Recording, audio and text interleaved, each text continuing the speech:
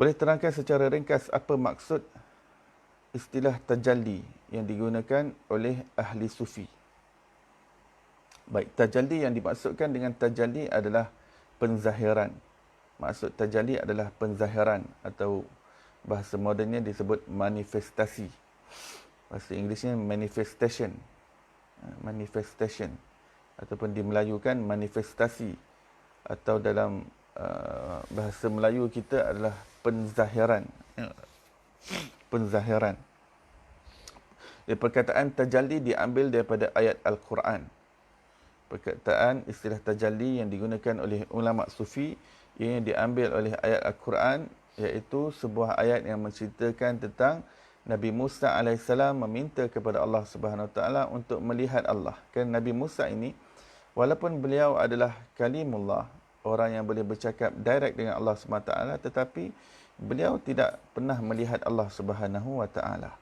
Beliau tidak pernah nampak zat Allah Subhanahu Wa Taala. Pada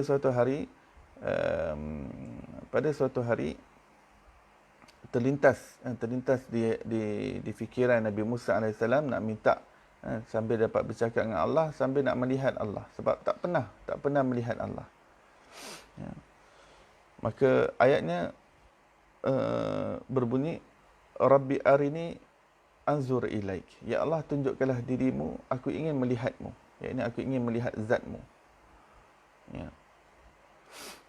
Maka Allah Ta'ala menjawab, lan tarani walakin unzur ilal jabali fa in istaqarra makanahu fasawfa tarani.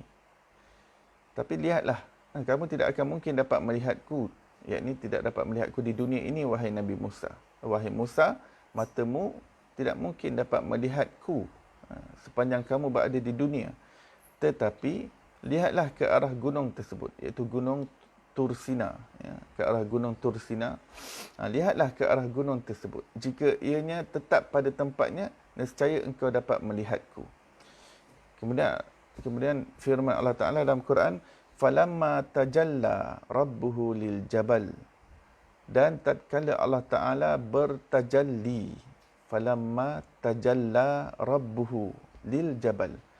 Ketika Allah Ta'ala bertajalli, yakni ketika Allah Subhanahu Taala membuat penzahiran di gunung Tursina itu, falamma tajalla rabbuhu lil jabal ja'alahu dakka wa kharra Musa sa'iqa.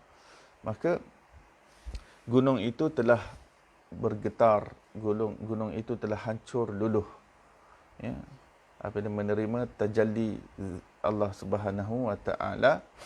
Maka Nabi Musa AS telah pingsan kerana tidak mampu untuk melihat cahaya tajalli yang terjadi di gunung Tursina tersebut. Bermakna Nabi Musa tidak dapat, dan apabila beliau bangun daripada pingsan itu, beliau memohon taubat pada Allah SWT kerana meminta sesuatu yang beliau tidak mampu untuk menanggungnya.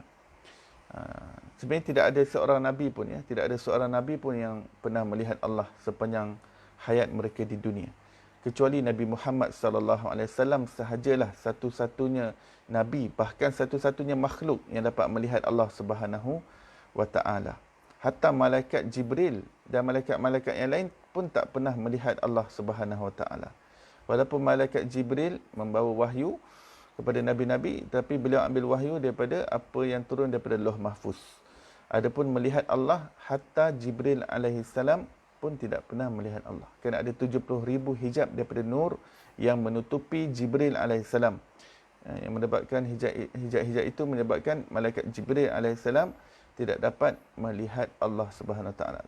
Maka satu-satunya makhluk yang dikurniakan kenikmatan melihat Allah ketika hayat di kandung badan adalah Nabi kita, Rasul kita, Nabi Muhammad sallallahu alaihi wasallam, seperti mana yang kita ketahui dalam Isra' dan Mi'raj. Rasulullah berjumpa dengan Allah, bukan saja berjumpa dan bercakap, tetapi juga melihat Allah Subhanahu Wa Taala.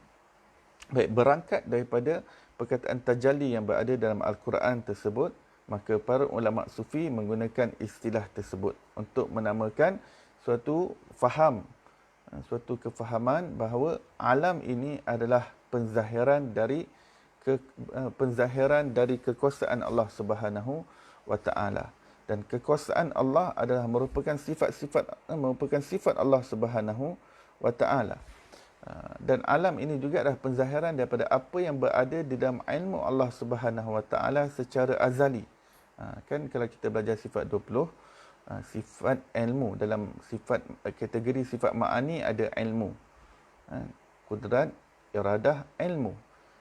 Sifat ma'ani yang ketiga, ilmu. Yang selebihnya hayat, sama, basar, kalam. Jadi sifat ilmu itu qadim bersama Allah. Sifat itu berdiri bersama Allah. Berdiri maksudnya berada pada zat Allah Subhanahu taala. Sifat itu ada pada zat Allah secara qadim. Dan sudah tentu apabila ada sifat ilmu, sudah tentu di dalamnya ada ilmu pengetahuan, ada maklum, dipanggil sebagai maklum, perkara-perkara yang diketahui. Cuma perkara-perkara yang diketahui itu ulama sufi ada istilah yang lain yang dipakai untuk memaknai maklum, iaitu perkara-perkara maklumat yang berada dalam ilmu Allah itu. Para ulama hakikat yang menamakannya sebagai a'yan sabitah. Jadi a'yan sabitah, nama lain daripada segi ilmu kalam adalah maklum. Ini maklumat, perkara-perkara yang diketahui di dalam sifat ilmu Allah Subhanahu wa taala. Maka kita ni semua pernah berada dalam keadaan a'yan sabitah, iaitu dalam keadaan perkara yang diketahui oleh Allah Subhanahu taala dalam ilmu Allah. Tapi pada ketika itu masih belum wujud dalam bentuk jasad. Wujud ketika a'yan sabitah itu wujud ilmi, dipanggil wujud ilmi, wujud yang bersifat ilmu, bersifat kategori, orang kata apa ni, suatu yang bersifat tetap di dalam ilmu Allah Subhanahu wa taala. Dia tak mencium bau wujud di luar. Dipanggil a'yan sabitah, sesuatu yang tidak menghidu bau wujud di luar. Hanyalah berada dalam keadaan wujud ilmi. Masih tidak ada jasad, tidak ada apa. Sebab dia adalah maklum saja, sesuatu yang diketahui oleh Allah Subhanahu wa taala dalam ilmunya. Dan kita semua diketahui oleh Allah Subhanahu wa taala secara azali. Sejak bila Allah Taala tahu tentang kita? Secara azali. Apa maksud secara azali? Tanpa permulaan. Sebab itu kita ni semua berada dalam rahsia Allah.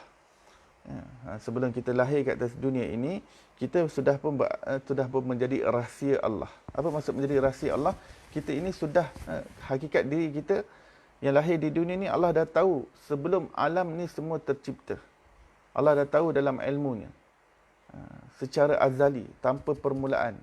Tanpa permulaan ni apa? Bukan Allah Taala sedang dengan zatnya itu tiba-tiba terfikir, tiba-tiba tercetus pengetahuan tentang kita, tentang saya, tentang tuan-tuan dan puan-puan. Tiba-tiba Allah baru tercetus. Katakan mungkin 10,000 juta sebelum penciptaan langit dan bumi, Allah baru tercetus. Tidak ada. Dia tidak ada permulaan tentang pengetahuan mengenai kita itu. Pengetahuan mengenai kita dalam ilmu Allah itu adalah tanpa permulaan. Dipanggil sebagai azali. Azali ini sesuatu yang tidak ada permulaan. Sebagaimana zat Allah SWT yang qadim, tidak ada permulaan, demikian juga ilmu Allah yang tidak ada permulaan, dan begitu juga maklum, iaitu maklumat yang berada dalam ilmu Allah juga adalah azali, iaitu tidak ada permulaan. Maka kita ini secara wujud ilmi di dalam ilmu Allah itu adalah azali, yang dipanggil azali.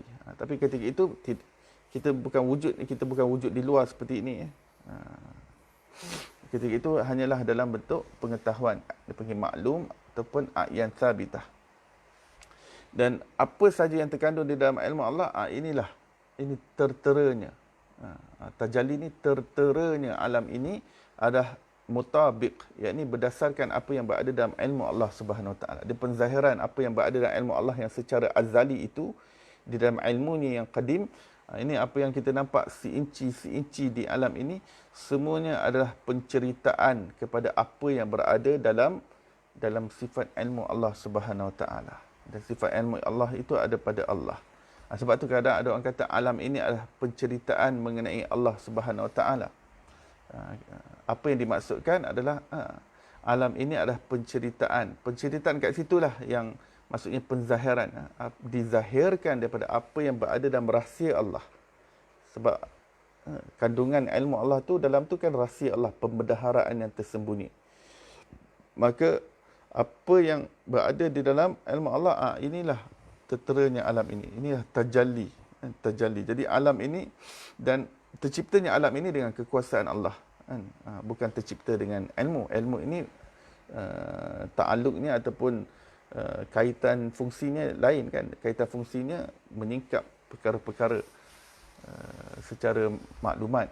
Adapun yang mencipta, yang kita nampak penciptaan alam ini berkait rapat dengan kuasa Allah. Kuasa Allah dan juga kehendak Allah, iradah. Iradah Allah juga apa yang berada dalam ilmu Allah, Allah berkehendak untuk ianya dizahirkan di alam ini, itu kehendak Allah. Dan apabila dilakukan penzahiran, terciptanya alam itu adalah dengan sifat kudrat Allah Subhanahu Wa Taala. Ya, jadi sifat yang paling rapat dengan pencipta alam ni sebenarnya sifat kudrat, sifat kudrat Allah. Ya. Tetapi alam ini sendiri bukanlah hanya semata-mata penzahiran kudrat Allah, tapi juga penzahiran iradah, penzahiran kehendak Allah dan penzahiran daripada ilmu Allah Subhanahu Wa Taala. Jadi apa yang kita lihat pada alam ini adalah tajalli. Tajalli dari Allah, maksudnya kita kata penzahiran dari Allah. Sebab alam ini bukan datang daripada yang lain, daripada selain Allah. Tidak mungkin alam ini datang daripada yang lain selain Allah. Al-Quran mengatakan, Qul kullum min indillah wa ma yadhakaru illa ulul albab. Katakanlah wahai kekasihku Muhammad kepada umatmu bahawa segala-galanya adalah datang daripada Allah. Segala-galanya, keseluruhannya datang dari sisi Allah Subhanahu Wa Taala. Dan tiadalah orang yang mengambil pelajaran kecuali orang-orang yang cerdik mengambil intipati. Ulul albab, cerdik batin. Cerdik mata hatinya mengambil intipati di sebalik alam. Itu ulul albab. Maka segala-galanya datang daripada Allah dan segalanya milik Allah, segalanya dipunyai oleh Allah dan segalanya kembali kepada Allah Subhanahu Wa Taala. Qul kullum min indillah la haula wala quwwata illa billahil aliyyil azim inna lillahi wa inna ilaihi raji'un. Ya. Kita semua datang daripada Allah Subhanahu Wa Taala dan kita tidak ada daya upaya dan kekuatan kecuali dengan Allah, dan kita semua adalah milik Allah, kita semua dipunyai oleh Allah dan kita semua kembali kepada Allah Subhanahu Wa Taala. Maka alam ini tidak terpisah daripada Allah Subhanahu Wa Taala. Apabila kita sebut alam ini adalah penzahiran dari Allah, jadi sudah tentulah penzahiran itu bukan Allah. Penzahiran itu penzahiran kekuasaannya. Jadi kita tetap makhluk. Walaupun alam ini adalah penzahiran daripada Allah, tapi alam ini tidak menjadi Tuhan. Tidak mungkin alam ini menjadi Tuhan. Alam ini adalah makhluk yang diciptakan oleh Allah Subhanahu Wa Taala. Jadi makhluk tetap makhluk, Tuhan tetap Tuhan. Bagaimanapun berlaku tajalli yang berlaku alam ini daripada Allah Subhanahu Wa Taala, alam tetaplah alam. Alam tidak menjadi Tuhan. Dan Tuhan tetap Tuhan dan Tuhan tidak menjadi alam. Ya. Kerana ada beberapa segelintir pihak yang tersesat memahami tajalli ini dan bentuk Allah tu menjelma menjadi alam. Allah menjelma. Maksudnya Allah tu zatnya dah tak ada, tapi zatnya telah menjelma menjadi alam. Ataupun dia memahami Allah tu bersebati dengan alam. Ini sesat. Ataupun dia merasakan Allah Ta'ala menyerap dalam alam ni. Itu sesat. Ataupun dia merasakan Allah Ta'ala itu terbancuh mesra dengan alam ini. Itu sesat. Ataupun dia memahami Allah Ta'ala itu merata serta zatnya ke sekalian alam. Sehingga dia mengatakan Allah Ta'ala itu di mana-mana. Itu adalah sesat. Ya. Konsep tajalli yang difahami oleh ulama sufi bahawa alam ini adalah penzahiran kekuasaan, penzahiran cahaya kewujudan yang datang daripada Allah Subhanahu Wa Taala, mana menunjukkan alam ini sentiasa ada hubungan dengan Allah tanpa terpisah. Tidak mungkin terpisah Semua manusia bergantung kepada Allah, bersandar pada Allah. Setiap keberlangsungan kewujudan kita semua berharap pada Allah, bergantung pada Allah, tidak terpisah langsung. Dan Allah sangat dekat dengan kita, lebih hampir daripada diri kita kepada diri kita sendiri. Walaupun Allah lebih dekat dengan diri kita, tetapi tetap Allah Ta'ala bukan makhluk. Sebab kedekatan Allah dengan kita sebagai hamba, kita tak faham bentuk kedekatan tersebut. Akal kita tak dapat nak capai. Tetapi hati kita dapat merasai kedekatan Allah. Hati kita dapat merasai kehampiran Allah. Hati kita dapat merasai kewujudan Allah. Hati kita dapat merasai keagungan, kebesaran, kekuasaan, keperkasaan dan keesaan Allah Subhanahu wa Ta'ala. Ya. Jadi bila kita dengar bahawa alam ini adalah penceritaan mengenai Allah, kita jangan ingat alam ini adalah Allah. Tidak.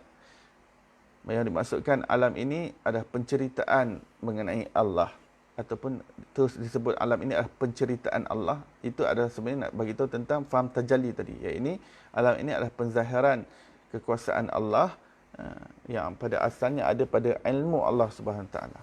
Dalam secara maklum di dalam ilmu Allah Subhanahu Wa Taala. Apa yang berada dalam maklum atau nama lain yang sabitah itu, inilah apa yang dizahirkan. Jadi alam ini adalah makhluk ciptaan Allah Subhanahu wa Ta'ala.